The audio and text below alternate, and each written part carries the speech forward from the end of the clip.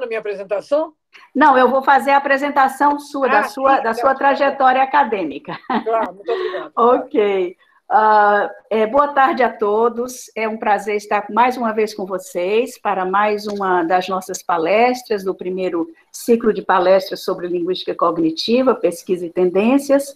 Hoje nós temos conosco, temos a felicidade, a honra de ter conosco a professora Margarida Salomão.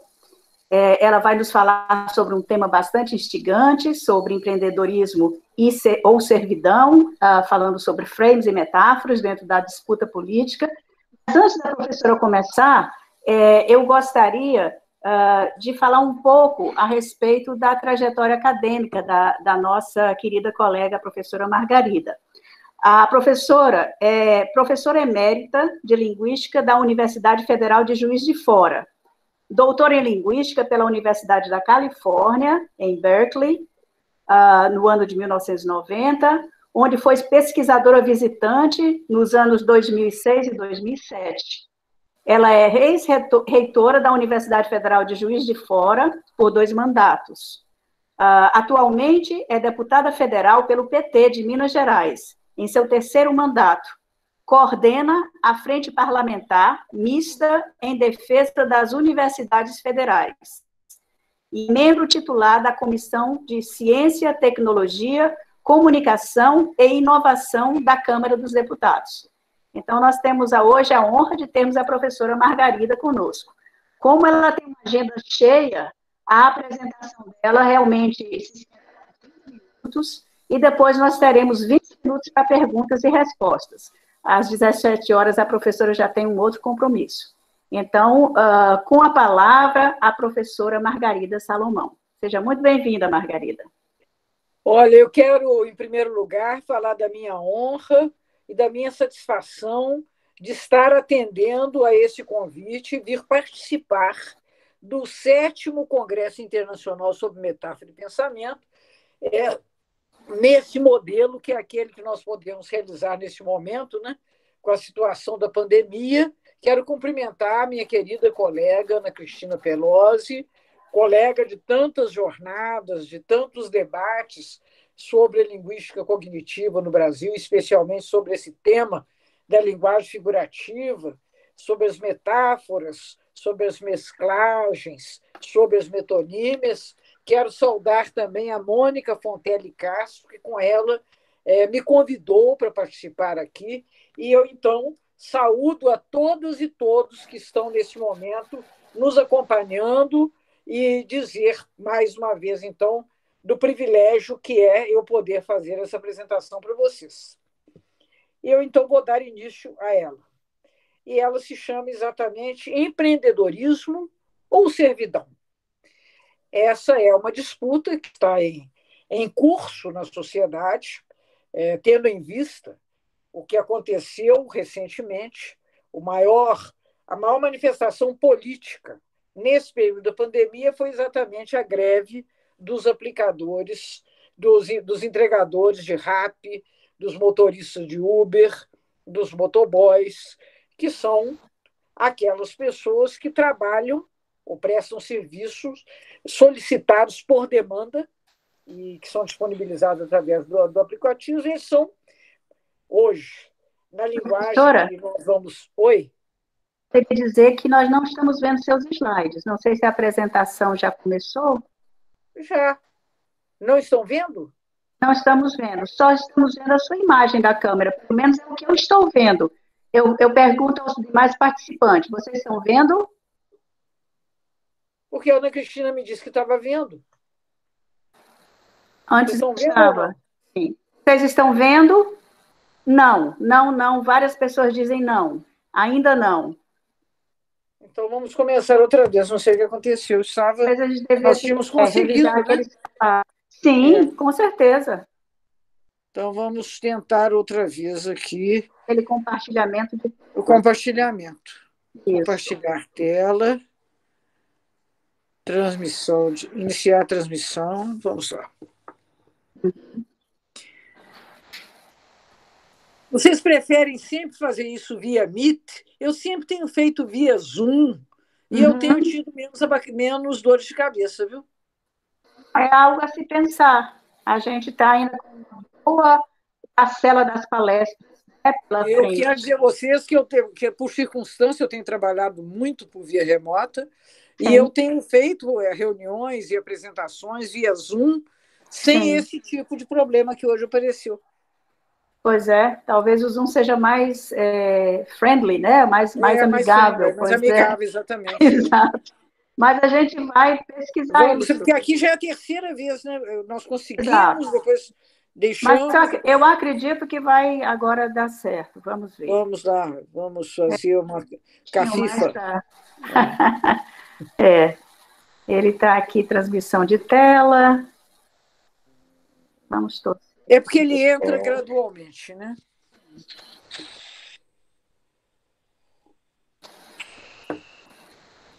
Engraçado, porque ele estava aberta a tela no meu dispositivo, estava aberta. Pois é. É uma questão de nós também vermos, né? Exato, claro. Senão, até agora nós temos a tela cinza. Agora, o Eduardo já tinha se disposto a apresentar os slides, né? Mas eu não sei se a gente já vai passar para essa modalidade plano B, ou se a gente... Não, eu acho que vamos sem slides e eu vou falando, tá bom? Sem slides? Acho que é possível. Vamos sem slides. O que eu vou fazer? Tudo dentro do que é possível, não é verdade? Parar de compartilhar. É uma pena. É uma pena. Depois eu mando para vocês a apresentação. Está ótimo. E eu posto na nossa página, gente. Eu postarei os slides na nossa página, com a permissão da professora, claro. Claro, com certeza. Vocês estão me vendo? Sim, estamos te vendo. A mim, pelo menos, vocês estão me vendo. Sim. Já é um conforto. Já é muito bom. Bom, ótimo, então, Margarida. Como eu estava dizendo, nós estamos, nesse momento, com uma disputa, que é uma disputa política, que é também uma disputa semântica. Tá certo? Uhum. E é disso, então, que nós vamos tratar. Dos frames e dos frames na disputa política, das metáforas e das metáforas na disputa política, o que, afinal de contas, significa mudar a linguagem para mudar a vida, que é uma característica recente da nossa sociedade, e aí vamos apresentar um pouco daquilo que Michel Foucault chamava de biopolítica, e, finalmente, como pensar e expressar esse novo trabalho, que é o trabalho por aplicativos, o trabalho por demanda, que caracteriza a situação mundial. Então, iniciando por frames, e os frames na disputa política, eu vou passar muito brevemente sobre o que seja um frame. Um frame é um conceito de semântica que foi introduzido na linguística pelo querido Charles Fillmore, meu orientador, para explicar aquilo que ele chamava de relações lexicais sintagmáticas, ou seja, o problema do jogo de tênis. Porque vejam vocês, eu dizer que o jogo de tênis é um jogo, isso é o que se chama de uma relação de hiperonímia. Eu dizer que o jogo de tênis juntamente ele se opõe, por exemplo, ao jogo de ping-pong, aí eu tenho uma relação de antonímia. A antonímia é dentro de um conjunto.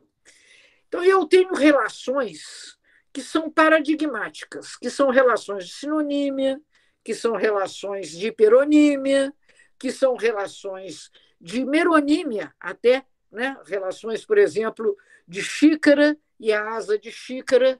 Mas o Fillmore se colocou, e tantos outros se colocaram também, o seguinte problema. Como relacionar, que evidentemente estão relacionadas, palavras como raquete, rede, sete, jogador? Não há como relacioná-los a não ser entendendo que eles todos constituem uma constelação de fatores, uma constelação de funções semânticas que se realizam com relação a uma cena. A noção de frame, ela aparece antes de surgir na linguística, ela surge na área da inteligência artificial, com Minsky, e ela surge também na sociologia interacional, com Goffman. Goffman diz que, por exemplo, um professor, um aluno, o quadro negro, as carteiras, fazem parte de uma mesma cena comunicativa. Então, nesse sentido, todas essas entidades que eu mencionei instanciam o frame da cena comunicativa, que tem essa cena comunicativa, a da sala de aula, que tem uma série de características, por exemplo, uma distribuição assimétrica no acesso à palavra. Quem tem o direito à palavra, a princípio, na sala de aula, é o professor, que a concede de uma forma mais ou menos equitativa aos seus alunos. Então, isso é uma cena. E cada um dos elementos que participam da cena são elementos do frame. Muito bem. O mesmo se pode dizer de uma cena conceptual. A clássica, que o Fillmore mais estudou, é a cena comercial, em que a gente tem um comprador, um vendedor, um bem ou uma mercadoria que troca de propriedade, o dinheiro, que justamente viabiliza que o comprador se torne proprietário do bem que inicialmente pertencia ao vendedor. Então, isso é uma cena conceptual. Você tem cenas conceptuais, cenas comunicativas, e você pode enquadrá-las de diferentes maneiras, dependendo do frame que você imponha sobre a cena. Essa é, em grandes linhas, a ideia do Fillmore. Muito bem. E aí, de que maneira que isso participa do debate linguístico? Fortemente. Uma pessoa que tratou disso de uma forma muito brilhante foi o George Lakoff, que escreveu vários livros a respeito, mas um deles, que trata especificamente dessa questão, é um livro chamado Não Pense no Elefante. Don't think of an elephant. Porque o elefante é o símbolo do Partido Republicano. O Lakoff, nos Estados Unidos, se alinha com os mais progressistas, que são aqueles do Partido Democrático, e ele diz: olha, se nós ficarmos pautados pelos republicanos, antes de começar a debater, nós já perdemos a discussão. Aí ele trata especificamente de um grande tema do debate da cena política americana da década de 80, da década de 90, com Reagan, que era a campanha que foi feita pelo tax relief, o aliviar a carga tributária. E ele diz: colocar a questão nesses termos é já perder o debate. Por quê? Da maneira como você formula, quer dizer, é necessário aliviar a carga tributária, todos nós somos a favor. Quem é a favor que seja cobrado mais imposto?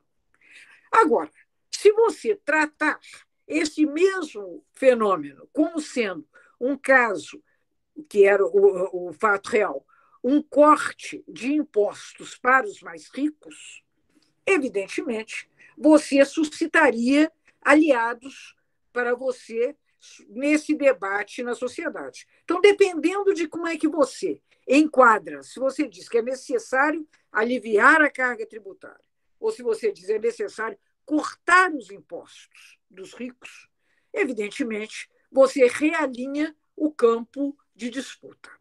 E é isso também que aconteceu no Brasil desde o mensalão.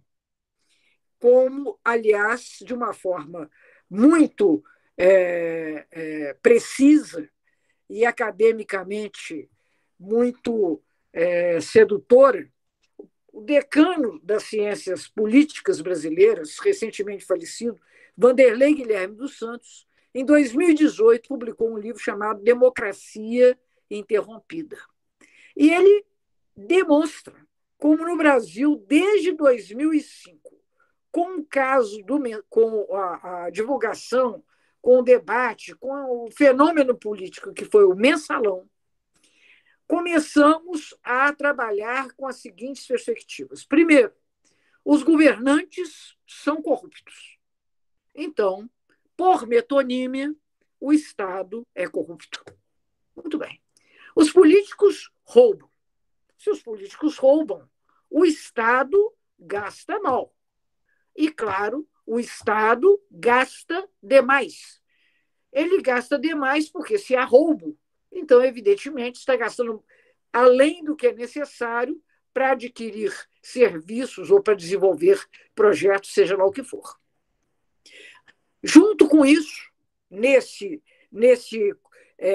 campo conceitual complexo, você tem uma outra constatação. O Brasil quebrou. E quebrou por quê?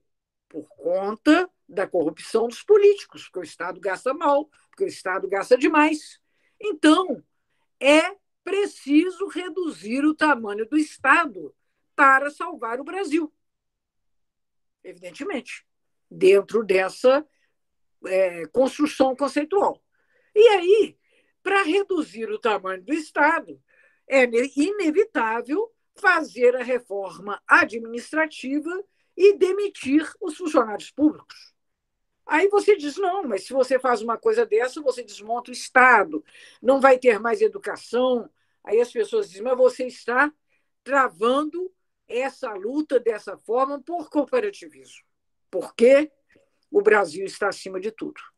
Evidentemente, isso que eu estou falando com vocês é um discurso bastante divulgado, um discurso bastante disseminado, e você, quando se dá conta, você já está sequestrado por ele. Que o Brasil quebrou por causa dos políticos, que os políticos são corruptos, e por causa disso nós devemos demitir os funcionários públicos. Então, por mais que isso pareça um non sequitur, mas não é, na verdade, profundamente consistente e muito bem construído nessa grande complexidade conceitual que acaba não chegando nem mesmo à consciência das pessoas. Então, o que eu quero dizer a vocês é que o que diferencia a disputa política é a perspectiva assumida, ou seja, o frame que você impõe. Por exemplo, eu posso dizer que no orçamento de Juiz de Fora, minha cidade, toda a receita própria dos impostos está comprometida com o pagamento do funcionalismo. Ou eu posso dizer que no orçamento de Juiz de Fora, toda a receita própria está comprometida com a educação e com saúde. E eu estou descrevendo exatamente a mesma cena. Tem o mesmo valor verdade. Só que, em um caso, eu estou dizendo com o que eu estou gastando. Porque eu gasto com a educação, vocês sabem disso, 85% é pessoal. Saúde, 90% é pessoal. Então, se eu gasto tudo com o funcionalismo, também é verdade que eu estou gastando tudo com educação e com saúde. O que diferencia, e veja, essas são duas perspectivas que podem levar, inclusive, a decisões políticas distintas.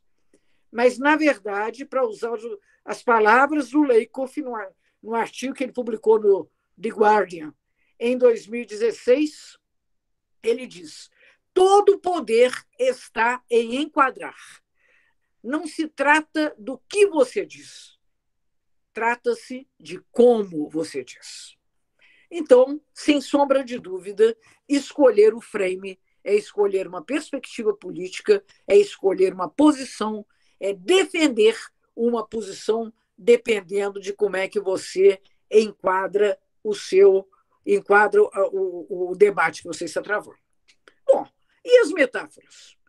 Amigas e amigos, metáforas nós descobrimos já no início dos anos 80 que nós pensamos por metáforas e por metonímias. Esse é o belo trabalho do Michael Redding, o livro hoje conhecidíssimo, traduzido para o português, do Lakoff e do Johnson, As Metáforas da Vida Cotidiana.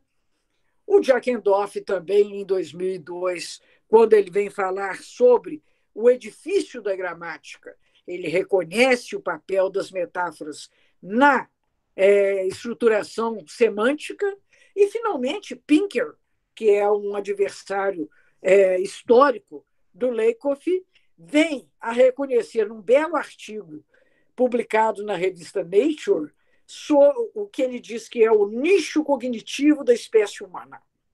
E esse nicho cognitivo, entre outras coisas, tem como um elemento constituinte que toda razão abstrata emerge metaforicamente da experiência de perceber, de agir e de interagir socialmente. E nós sabemos, aqueles que estudamos a metáfora conceitual, que as metáforas elas são primariamente conceituais e só secundariamente elas são gestuais ou visuais ou linguísticas. Inclusive, um dos casos mais bonitos de metáforas gestuais é aquele caso estudado pelo Rafael Nunes e pela Eve Switzer, dos Aymara, que, ao falar do futuro, gesticulam por sobre os ombros. Este gesto apontando para trás. Isso porque uma metáfora conceitual que pode-se dizer que é universalizada é que o conhecido é o visível. O que eu sei é o que eu vejo, não é verdade? E o futuro eu não vejo. Então, o futuro não está diante de mim. O futuro está para trás de mim. Então, essa situação das metáforas é estudada de uma forma muito intensa, digamos, nos últimos 40 anos, desde essa descoberta no início da década de 80, de que nós pensamos por metáforas e pensamos por metonímias. A partir daí, você tem uma produção imensa, multidisciplinar, de psicólogos, de neurolinguistas, de linguistas, sobre a compreensão, a gênese, a deriva histórica das metáforas, que, inclusive, os especialistas acabam descobrindo que estruturam metáforas primárias, metáforas que são diretamente vinculadas à experiência direta, elas acabam estruturando grandes complexos metafóricos, e esses complexos metafóricos, por essa razão, e através das metáforas primárias, acabam sendo metáforas corporificadas. Aí algumas das mais conhecidas são a metáfora de que mais é para cima, porque nós, na verdade, temos a noção de que uma pilha ela cresce quanto mais elementos eu acrescente a ela, e essa é a razão, inclusive, por eu ter como um quantificador em português um monte de gente, não é verdade? E um monte de gente está até gramaticalizado ou lexicalizado, mas presume essa metáfora básica de que mais é para cima. Então, como mais é para cima, um monte de gente quer dizer muita gente. Um monte de problemas são muitos problemas. Um monte de é um codificador em português e é um codificador derivado dessa correlação fundamental física de que mais é para cima. Como também estudado pelo Covexes, estudado pelo Joe Grade, estudado pelo Lakoff, a raiva é um fluido que se aquece em um container, não é verdade? O Vinícius mencionou aí que é muito bom um monte de gente. Tem uma tese de doutorado aqui em Juiz de Fora, viu, Vinícius? Em que se chama um monte de uma chuva de hipóteses para um monte de problemas. É uma tese de doutorado que eu orientei e que é muito bonita, da Regina Brodbeck. Depois eu mando para você, já que você gostou, porque é muito bacana a gente ver como é que um quantificador acaba sendo, um quantificador de base metafórica, acaba sendo incorporado na gramática. E isso mostra também que a própria gramática, que é, afinal de contas, extraordinariamente abstrata, ela tem uma base metafórica, como a matemática tem uma base metafórica, e as metáforas estão por toda parte. Bom, então, como infelizmente, eu estou sem estou sem meus slides que eu vou mandar para vocês, depois vocês os lerão, eu tenho a porção de exemplos e tal, mas eu queria chegar, então, de cara, nessa questão de que uma escolha metafórica pode incidir numa definição sobre políticas públicas. O Lakoff, num texto de 2014, ele reporta um estudo de dois psicólogos, uma é a Lera Boroditsky, que é uma das psicólogas uma psicóloga de Stanford, que tem um trabalho riquíssimo na pesquisa empírica das motivações metafóricas. O estudo dela é o seguinte: ela expôs as pessoas um experimento sobre a criminalidade. Em um caso, a criminalidade é conceitualizada metaforicamente como uma fera que assola a comunidade. Tá? A criminalidade é uma fera que ataca a comunidade. E a outra situação é aquela em que a criminalidade é um vírus que assola a comunidade. Vejam que interessante. No primeiro caso, as pessoas que foram expostas a essa metáfora a criminalidade é uma fera, eles propõem, para solucionar o problema, medidas repressivas e punitivas. No segundo caso, em que a criminalidade é tratada como um vírus, as pessoas expostas a essa situação propuseram, como solução para o problema, medidas preventivas. Recomendaram que não se tratava de aumentar as punições, mas de oferecer melhor educação, medidas para reduzir a pobreza, que é, de fato, o que se faz quando se combate um vírus. Um vírus, como, por exemplo, esse Covid, ele é melhor combatido, já que não temos para ele nem medicação, nem vacina, nós prevenimos o seu ataque, por exemplo, através do isolamento social. Então, um vírus você previne. E também a criminalidade, quando ela é metaforicamente conceituada como um vírus. Agora, quando ela é uma fera, aí eu quero combater a fera, prender a fera, eu quero matar a fera. Então, aí você evolui para um conjunto de propostas punitivas. Então, vejam que coisa interessante, a que ponto que a escolha metafórica, a conceitualização metafórica, ela alcança de uma forma com muito impacto a nossa compreensão e as decisões que nós tomamos a partir daí. Muito bem. Agora eu vou falar sobre a vida atual.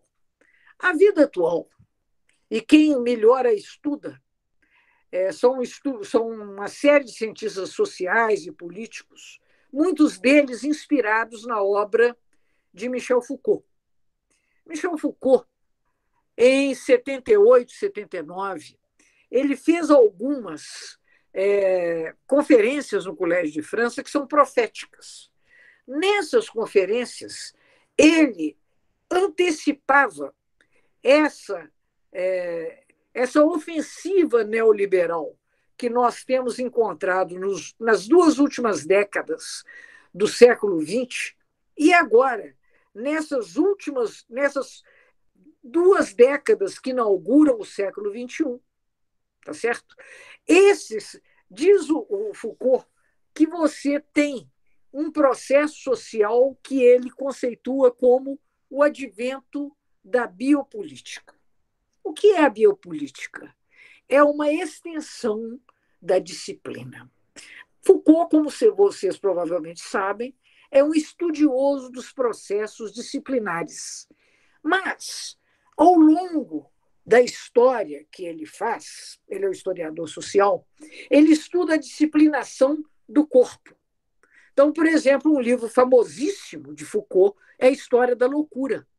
Como se fazia, como se isolavam os loucos, como se punia a loucura, a camisa de força. Então, era uma disciplina do corpo. Foucault escreve também um outro livro extraordinário, que é a História da Sexualidade no Ocidente, em que se trata também da disciplinação do corpo. Então, além de manicômios, além das manifestações sexuais, da sua repressão, ele estuda também as escolas, ele estuda também os hospitais, ele estuda as instituições. E nessas, ele se dá conta do poder microfísico da disciplina. Na verdade, ele desenvolve um pensamento que ele próprio denomina de microfísica do poder, que é o poder exercido sobre o indivíduo na sua condição basilar. Mas o que ele fala dessa sociedade que emerge no final do século XX é que não se trata agora só de disciplinar os corpos. Trata-se de disciplinar a população como um todo. Trata-se de oferecer uma norma, uma razão discursiva que acaba, enfim, determinando como nós pensamos, como nós nos construímos como sujeitos, como nós nos vemos. E talvez o elemento mais importante nisso tudo é o reenquadramento do sujeito, cada um de nós, como capital humano. Vocês todos certamente conhecem essa expressão, que as pessoas, num determinado momento, passaram a tratar desse potencial, do capital humano que somos cada qual. Um capital humano é um negócio impressionante, porque você simplesmente elimina uma oposição distintiva-chave, que é aquela entre o capital, o proprietário dos meios de produção, e o trabalhador, que, afinal de contas, é quem gera riqueza e cuja força de trabalho é vendida ao capital. Muito bem. Mas se agora o trabalhador é capital humano, não tem mais luta de classe, tá certo? Só tem capitalistas. Todos nós somos capitalistas. Isso é uma coisa absolutamente extraordinária. E por isso é daí que emerge, desse frame que emerge a noção de empreendedorismo. Porque todos nós somos empresários de nós mesmos. Nós somos empresários de nós mesmos.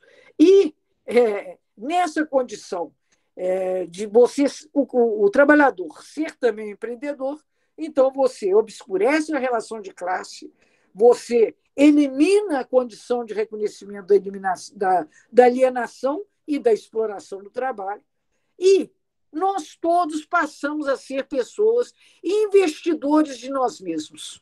Como assim? Olha, eu sou quantos likes eu obtenho no Facebook. Eu sou o número de seguidores que eu tenho no meu canal do YouTube. Eu sou o meu currículo Lattes. Eu sou as minhas relações no LinkedIn.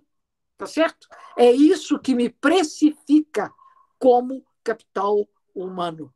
O meu preço como capital humano é exatamente o meu desempenho, tal como está, por exemplo, no meu Lattes. Então, isso é uma beleza, porque você agora não tem mais governo. Você discute governança. Você não discute políticas públicas, você discute boas práticas.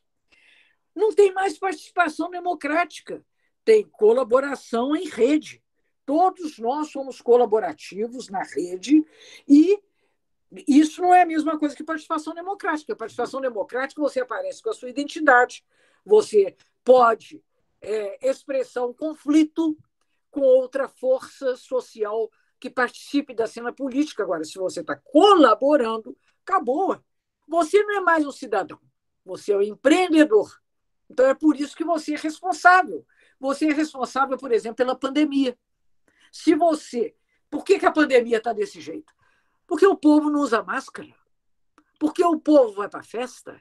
Então, eu também desonerei o Estado de qualquer responsabilidade, porque sou eu que respondo pessoalmente, individualmente, pelas situações coletivas. Tem lixo? É porque o povo é sujo. Então, você desonera os governos das suas obrigações e as pessoas acabam se tornando colaboradores. E esse é como é hoje nas grandes corporações, não tem mais trabalhador. Todos são colaboradores, tá certo?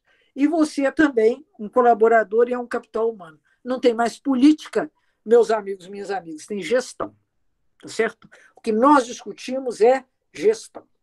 Então, eu agora, chegando à parte final da minha apresentação, eu quero falar com vocês que todos temos um problema enorme sobre como expressar o novo trabalho. Porque o novo trabalho, na sua forma mais visível e mais saliente, ele é o trabalho por demanda. Eu não sei se vocês sabem disso, mas desde a década de 80, nos Estados Unidos, na Inglaterra, foi onde começou, você tem empresas nas quais você se alista. Você pode ser médico, você pode ser lixeiro, você pode ser professor. Você não tem uma relação de trabalho, de emprego. Você será acionado se houver demanda. E você será remunerado, é o trabalho intermitente. Você será remunerado pelo trabalho que você prestar. Mas e o período que eu fiquei esperando alguém me chamar? Não, isso aí faz parte da cena, isso aí não é remunerado. É como se você tivesse sempre de plantão, mas você não é remunerado pelo seu plantão. Você só é remunerado pelo serviço prestado. Isso também é o que se chama de uberização. Qual é a diferença entre uberização e o trabalho por demanda? É que a uberização é mais cruel, porque você tem que cumprir meta.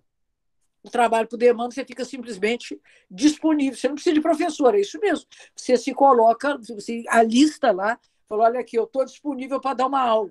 Ah, surgiu oportunidade. Então, chama o Paulo Duque, que ele vai dar um curso para nós de 2 semanas. E depois que acabou, você fica esperando de novo ser chamado. É isso, é disso que se trata. Então, nessa prestação de serviço por demanda, o que é isso? Isso é uma relação de trabalho ou isso é um empreendimento? Você é um empreendedor. Tá bom. Então, eu quero dizer a vocês qual é na verdade, qual é a dificuldade aí, gente? A dificuldade é porque no trabalho clássico você produzia bens que o Marx chamava de bens materiais. Então, você, por exemplo, indústria extrativa, produzia um barril de petróleo. Ou produzia toneladas de minério de ferro, extraía da natureza esses bens. Ou, numa siderúrgica, esse ferro virava aço. Então, você produzia um lingote de aço, ou um sapato, um par de sapatos, ou um automóvel, ou você construía um apartamento. Todos esses são bens materiais. E quem os produz é o quê? É um trabalhador assalariado. Esse é o trabalho clássico. Mas e agora? Qual é o trabalho que efetivamente gera mais riqueza no mundo? É o trabalho que produz bens imateriais. Outra vez, usando os termos de Marx. Essa distinção entre trabalho material e imaterial é marxista. Por exemplo, um bem imaterial, um livro, um filme, uma aula. Uma aula é um bem imaterial. Uma consulta médica, uma patente de medicamento. Tudo isso é trabalho, não é a mesma coisa que um sapato, não é a mesma coisa que um lingote de aço, não é a mesma coisa que um automóvel. São bens imateriais que você também pode precificar. Mas um livro, quem o produz não é um trabalhador, é um autor. Você, inclusive, reclama direitos autorais. Se você desenvolve a vacina para o Covid, você vai viver depois dos royalties da sua patente. Esses são bens imateriais. Mas são só esses os bens imateriais? Não. Também é um bem imaterial o rendimento de uma operação financeira. Tá certo? O dinheiro ficou lá, você investiu, você vai lá e busca. O que você fez? Nada. Mas o dinheiro aumentou, sim. É um bem, isso é a riqueza abstrata. Ou uma plataforma de relacionamentos sociais, um dos 10 homens mais ricos do mundo é o Zuckerberg, que é o homem que inventou o Facebook. Ou, também muito rico, é o homem que inventou o Rappi. O Rappi é um aplicativo de oferta de entrega de mercadorias. Também isso é uma riqueza imaterial. Mas vocês sabem o que é uma outra riqueza imaterial? Uma corrida de táxi, uma corrida de Uber. E aí nós entramos numa confusão. Porque de um livro, de um filme, até de uma aula, eu sou autora. Mas eu sou autora de uma corrida de Uber? O motorista é autor? Como é que é isso? Tá? Então, aqui eu tenho um grande problema. No caso dos bens materiais, o trabalhador assalariado ele não é proprietário dos bens que produz. O cara, por exemplo, que é operário que produz carro da Volkswagen, ele produziu o carro, mas o dono do carro que ele produziu é a Volkswagen. Mas e no caso dos bens imateriais? O livro que eu escrevi, eu sou dona dele. O vídeo que eu fiz, eu sou dona dele. E se eu o comercializar, eu vou, inclusive, querer receber o meu direito autoral. Tá certo? Então, prestem atenção. Nos bens materiais, o trabalhador não é proprietário do que ele produz. Nos bens abstratos e imateriais, o produtor é o dono do que ele produz. E agora, como é que a gente chega com o pessoal que é trabalhadores, prestadores de serviço, que produzem bens abstratos, como, por exemplo, a entrega do jantar que eu pedi no iFood? A entrega é um bem. É um bem que, entretanto, ela é o cara que faz a entrega do jantar, ele é o autor da entrega? Ele é o proprietário do jantar? Ele é o proprietário de quê? De um recurso que ele recebe e que ele compartilha com o aplicativo. O aplicativo ganha 35%, tá certo? De um pedido que você faz no iFood. Então, eu aí começo a ter uma grande disputa, porque isso é uma mesclagem, meus amigos. Infelizmente, estou aqui sem os meus slides, senão eu ia mostrar para vocês que isso é uma mesclagem. Qual é o frame genérico? Um agente cria um objeto. Esse frame genérico ele se instancia em trabalhador produz um bem material alienado, que não pertence a ele. O autor produz um bem imaterial que é próprio dele. E o empreendedor, esse é o mais espantoso, é o que você produz? Eu produzo a mim mesmo. Pode olhar meu currículo Lattes. Aquela sou eu, tá certo? É um bem imaterial próprio. Muito bem. Aí, quando você mescla o prestador de serviço por aplicativo, ele produz um bem imaterial, mas esse bem não lhe pertence. Então, daí que vem o conflito.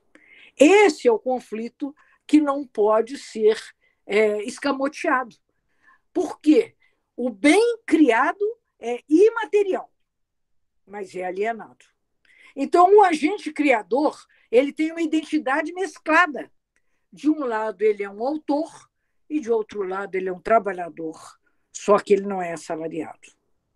Então, pelo hibridismo dessa condição, haverá quem trate o suposto empreendedorismo como uma forma de dourar a pílula da servidão, porque, de resto, é um trabalho que não tem a proteção do trabalho clássico. Você não tem férias, não tem 13º, você não tem nem seguro-saúde, você não tem nem seguro-saúde se você cair doente. Então, isso tudo me leva a seguintes considerações finais. Quando você disputa o poder, ou seja lá o que for, você disputa o sentido. Não há disputa política que não seja também uma disputa semântica. De que você disputa o sentido? Do mundo, você disputa o sentido. Você disputa a identidade dos seus adversários políticos. E você disputa a agenda a ser implementada. A vitória política corresponde sempre ao êxito na proposição de uma perspectiva. Vence na política quem tiver imposto o frame à disputa final.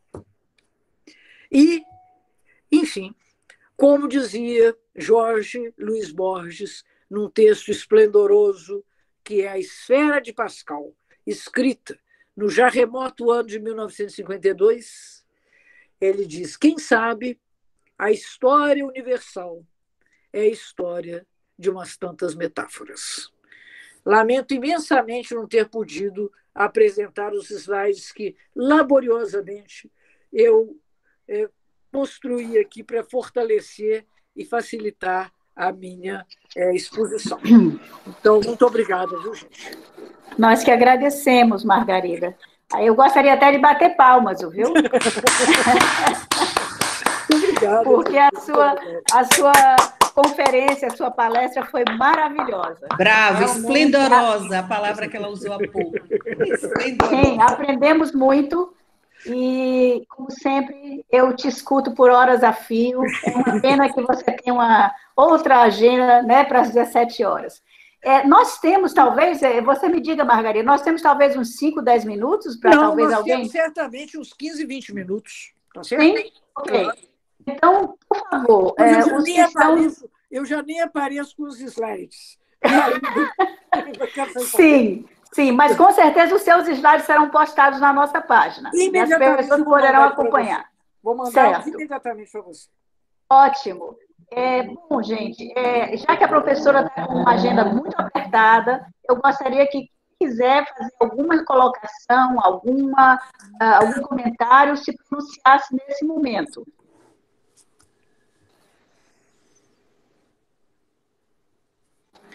Talvez, Ana Cristina, talvez pudesse falar umas 3, 4 pessoas e eu falaria no fim, você não acha melhor? Sim. Talvez uns 3, 4 se pronunciando, né? Exatamente. Sim, alguém teria algo a acrescentar? Porque nós temos aqui vários elogios. Vocês poderiam, talvez, fazer um comentário, atrelar isso a um questionamento, mas não necessariamente uma observação? Também, se quiserem, né, Ana Cristina? Ninguém é obrigado. Se quiserem. Isso. Pronto, a Tainá. Tainá, você poderia falar a sua observação? Posso sim. Primeiro, boa tarde, professora Margarida. Foi um prazer imenso ouvir a senhora falar. É tão enriquecedor ouvir alguém falar de política de uma maneira assim tão profunda e com conteúdo, porque, como a senhora mesmo disse, né, muitas vezes a discussão gira em torno de gestão e de indivíduos, e que ela é algo muito maior do que isso. Claro. E eu queria que a senhora falasse sobre como a gente pode se colocar dentro do debate político sem se deixar levar por metáforas que não são favoráveis a nós. Tá. Ou, dizendo de outra maneira, como quebrar um frame, uma metáfora que já foi estabelecida na discussão, mas que a gente quer colocar outro ponto de visão, né? E ao invés de ir na metáfora já estabelecida. Muito bem. Muito obrigada. Muito obrigada, Tainá. Quem sabe mais alguém falaria... Mais alguém poderia dizer alguma coisa? Oi, boa tarde. Vinícius. Vinícius, meu mestrando, Margarida. Hein? Ele é meu mestrando. Ah, é? Ah, que Sim. Com muito maravilha! orgulho. Bom, tá muito bem orientado. Sim, certamente, professora Margarida. Primeiro, eu gostaria de ser grato, de me mostrar grato e parabenizar pela palestra. Assim, obviamente que eu sou um leitor dos seus textos também, não de tantos, mas de vários dos seus textos, e a força que eu vejo neles, eu vi assim na sua fala também, esse vigor e a força. Eu fiquei impressionado. Mas eu queria fazer eco ao que a Tainá já falou, na verdade, porque a gente está vivendo um momento político, ideológico muito polarizado, né? Como a senhora mesma mencionou, e a gente percebe mesmo que não queira. E uma coisa muito perceptível, eu estava até falando com amigos meus professores mais cedo hoje, é que um desses dois grupos, que a gente pode chamar de direita e esquerda, né? Assim, idealmente, um desses dois grupos parece dominar mais, como é que eu diria, a linguagem metafórica. É esse grupo, que seria o de direita, que está sendo mais hábil em trabalhar metáforas e frames para passar o seu recado, passar a sua ideia. E fazendo eco ao que a Tainá colocou, como é que uma esquerda, ou, enfim, qualquer grupo poderia construir, montar novos frames?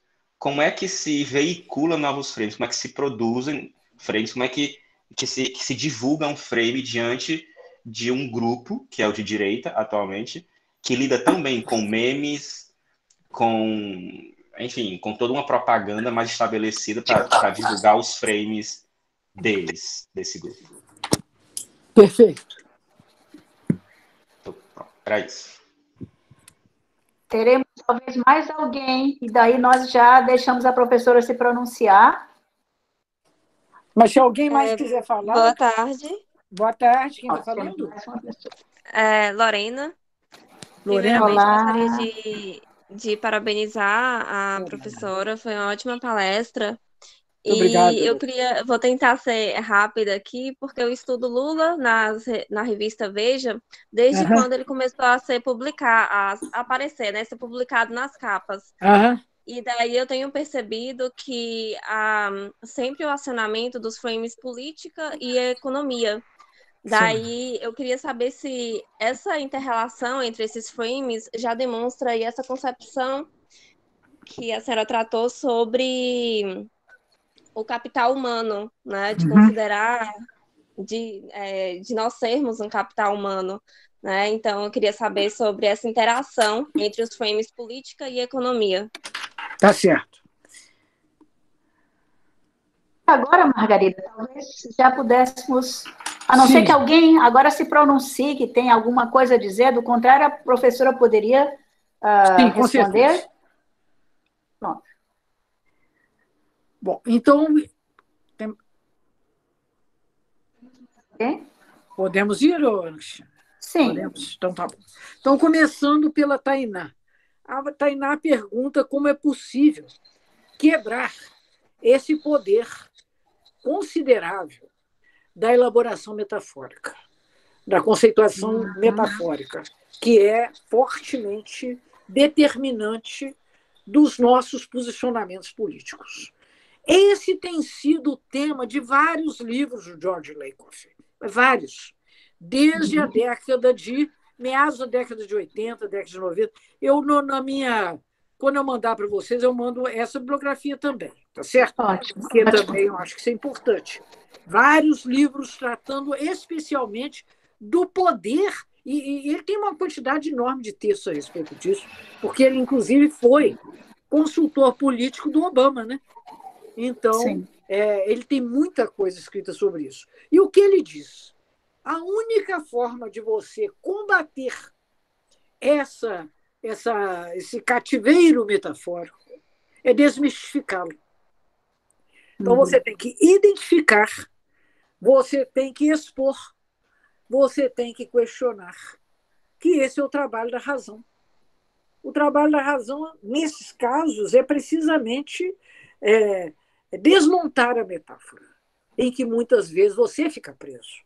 Se você a desmonta, aí você pode, evidentemente, construir uma alternativa. Não é que a alternativa também não seja metafórica, porque, afinal de contas, é por metáforas que nós pensamos. Mas nós não temos que ficar cativos de uma metáfora ou de um conjunto de metáforas que venha a nos oprimir. E aí, o Vinícius coloca uma questão que é absolutamente procedente.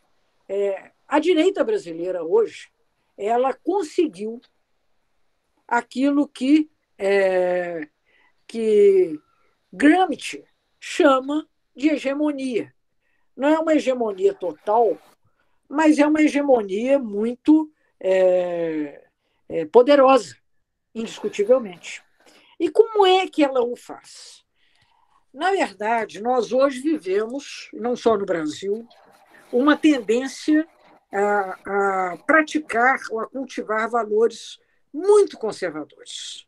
Isso decorre, inclusive, do fato de estarmos numa situação que, no mundo todo, é de muita precarização da situação econômica para as classes populares, para as classes trabalhadoras. Então, quem está numa situação de insegurança, como é que essa pessoa se protege? Buscando exatamente valores tradicionais. Então, você tem um recrudescimento dos valores tradicionais que levaram à eleição do Trump nos Estados Unidos, que levaram a diversas vitórias da direita na Europa. Por exemplo, uma coisa completamente irracional, a Inglaterra foi levada a uma situação que será, sem sombra de dúvida, isso é tecnicamente consensual, muito danosa para ela, de sair da União Europeia.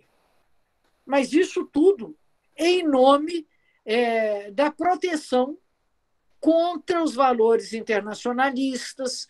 E aí eu quero dizer ao Vinícius, vários estudos que vêm sendo feitos, estudos etnográficos, dizem, Vinícius, veja você que coisa maluca, que as pessoas não podem ser pela esquerda porque a esquerda é contra a família. Tá certo? Uhum. Então, o frame da família é um frame extraordinário. Então, por exemplo, quando você diz, não, nós estamos aqui defendendo o direito das mulheres, você será pior compreendido ou pior aceito, porque você fala assim, eu estou defendendo o direito das mães, eu estou defendendo o direito das filhas, eu estou defendendo o direito das esposas. Olha que maluquice. Mas é disso que se trata, tá certo? Sim. É disso que se trata. Então, isso é apenas um exemplo. Eu posso falar com você, poderia falar com você longamente, porque as pessoas vêm estudando essa disposição. E, por último, a Lorena pergunta sobre a questão que ela vem estudando aí, as representações do Lula. Sem dúvida nenhuma, uma marca registrada do neoliberalismo é a economificação de todas as esferas da vida.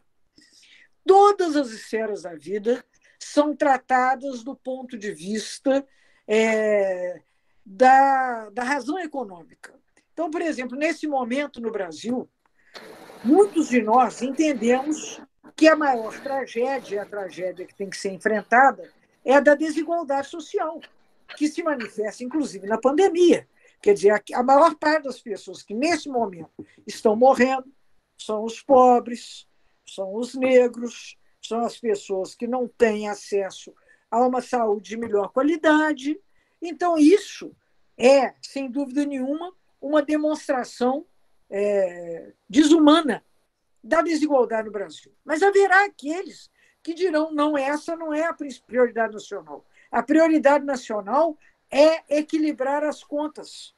A prioridade nacional é você praticar políticas fiscais austeras, não gastar mais do que você tem.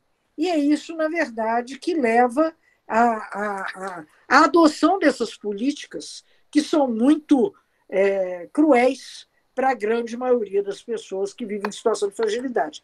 Mas o pior de tudo, Lorena, é que agora essa economificação ela vem se manifestando sob esse essa estratégia comunicativa de tratar a nós todos como capital humano. E, na verdade, nós vivemos disso, gente. Nós vivemos por conta do nosso currículo Lattes. Então, você acaba publicando 2 vezes o mesmo artigo com um nome diferente, porque você será avaliado, e o seu programa também. E aí, no programa de pós-graduação, uma pessoa toma conta da outra. Você não está produzindo, você vai nos prejudicar, você vai acabar com a gente. Então, isso é de uma perversidade, porque leva a uma espécie de controle exercido por todos contra todos num processo infinitamente competitivo. Isso é, sem dúvida nenhuma, uma marca desse tempo que nós estamos vivendo, em que nós fomos demovidos à condição de capital humano. Então, eu acho que embora, claro, cada uma dessas questões daria mais uma conferência, mas como nós também temos um limite para estarmos aqui, e eu queria agradecer mais uma vez a oportunidade de estar aqui conversando com vocês sobre assuntos dos quais eu gosto muito de falar. Margarida, nós que te agradecemos. Aqui nós temos tido aqui no chat muitas observações quanto a quão maravilhosa, quão extraordinária foi a sua fala. Inclusive, uma das pessoas, a nossa colega e amiga Abelisa, ela disse que os slides não fizeram falta. Tá? Foi o suficiente vê-la. E, de fato, eu concordo com ela. Mas, olha, com os slides teria sido mais fácil para demonstrar algumas coisas. Né? É mais didático. Exato, mas você já foi didática demais, mesmo sem eles, viu? Foi muito bom. Eu agradeço muito, mas é porque eu sou professora de quadro negro, viu? Eu gosto de quadro. Então, eu fico sem quadro, eu fico danado. A nossa amiga Vera Menezes gostaria de falar. Fala aí, Vera. Prazer em tê-la aí como nossa interlocutora aí nessa fala. Prazer é meu, querida. Margarida, a nossa área é muito acusada de não conseguir fazer divulgação de ciência, né? De não conseguir levar toda essa compreensão que você nos traz agora numa linguagem que o povo entenda. Eu fiquei muito impactada, porque eu nunca tinha parado para pensar nisso, quando você faz o frame do gasto com o servidor e o gasto com saúde e educação. Muda a perspectiva, você fala, poxa, aí a minha pergunta é o seguinte, como que você pretende usar isso na sua campanha? Porque eu acho que você tem que usar toda essa questão de como a gente é comandado pela linguagem, né, manipulado pela linguagem, na sua campanha agora para a prefeitura. Sem dúvida nenhuma. Você pretende colocar isso em palavras para um eleitorado que não é linguista? Olha, eu vou fazer o debate sem falar os nomes, ué. Porque, por exemplo, esse debate aí do peso do funcionalismo, Vera, que está aí em cima de nós, isso é uma discussão que vem sendo travada na Câmara. Eu escuto a pessoa falar assim, que absurdo, 13,5% do PIB é gasto com funcionalismo público contra 5,5% do PIB que se gasta com educação. Só que 5,5% do PIB com educação já é com funcionalismo público, porque 85% do gasto com educação é gasto com recursos humanos, e nem poderia ser diferente. Como é que você faz educação sem professor? Como é que você faz educação sem técnicos educacionais? Então, você está contando 2 vezes a mesma coisa. Então, isso tem que ser desmistificado, porque as pessoas usam esse tipo de argumento em favor de uma postura da tesoura fiscal, que é a política do Guedes. E que eu não sei se para algumas pessoas elas não chegam a fazer essa comparação, ou se elas realmente também, dogmaticamente, que eu acho, por exemplo, eu tenho encontrado jovens parlamentares do Partido Novo, assim denominado Novo, que são dogmaticamente contra o Estado. Dogmaticamente. Porque poderia ser, não, eu sou contra o Estado estar nessa atividade. Tá bem, vamos debater. Não, Eu sou contra o Estado fazer qualquer coisa, porque isso é contra a liberdade do indivíduo. São coisas difíceis, viu? Então, eu vou usar, sim. Não falando os nomes. Falei, gente, isso aqui é uma metáfora, isso aqui é uma metonímia, eles vão jogar pedra. Agora, eu vou discutir, de fato, como que nós vamos melhor gastar os recursos públicos a bem das pessoas, na verdade. Eu acho que esse é o grande... Agora, nisso eu tenho essa, não sei se é uma vantagem ou uma desvantagem, que eu entendo direitinho o que eles estão fazendo. Pois é. Eu acho que é uma vantagem, Margarida. É uma vantagem. Talvez a Mônica, que é minha parceira aqui nesse ciclo de palestras, dizer alguma coisa, Mônica? Não, Ana, eu acho que a professora tem o limite dela, né, com o horário. Não é? Precisa cumprir, né, até para que ela possa vir outras vezes. Não, com certeza. É verdade, Mônica. Não vamos prendê-la muito não, né, Mônica? Senão ela não quer mais vir depois. Não, eu sempre hei de querer vir, porque eu gosto muito de vocês, gosto muito das metáforas. E nós agradecemos muito. Tá bom, queridos. Agradecer esse brilhantismo todo e essa palestra esplêndida, maravilhosa, como você é. Muito obrigada, querida. Muito bem. Muito obrigada, viu? O Paulo já está dizendo que quer mais, viu, Margarida? A gente vai te encaixar em 2021 para alguma coisa. Vamos combinar para adiante aí. Espera acabar a eleição, viu? Isso! Pois tá bom. Pois tá, um prazer. Um prazer muito grande. Eu vou me despedir, então, de vocês, viu, gente? Foi um prazer enorme estar aqui. Um grande abraço. Muito obrigada. Querida. E até a próxima. Tá? Até mais. Tchau, tchau. Tchau. Ana? Pronto. Ela já saiu. A presença, além da professora Vera, temos aqui a professora Ariadne. A Ariadne eu não vi, mas eu vi a Eulália também entrou. Tem a Aline, tem o professor Paulo, a professor Paulo, sim. A também. E grupo de expoentes de muito brilho. Olha, uma palestra assim, maravilhosa, né? Maravilhosa. Professora Eulália também. Sim. Eulália também está aí com a gente. Olha aí, Eulália e Vera se conhecem, não é? Muito. Olha, Eulália é uma querida. Sim, sim. Vera, você tá em Belo Horizonte ou está na fazenda? Chegamos ontem da fazenda. Sim. A Vera está observando meus filhos lá em Minas, ó, o olho, qualquer coisa, mas está tudo bem. Depois pode ligar para a tia aqui. Fala para ligar para a tia que a tia ajuda. Nós temos ainda um público aqui na sala, ainda temos umas 46 pessoas. Eu acho que eu vou parar a gravação, porque isso agora já não nos interessa como palestra, né? Mas, Ana, é sério.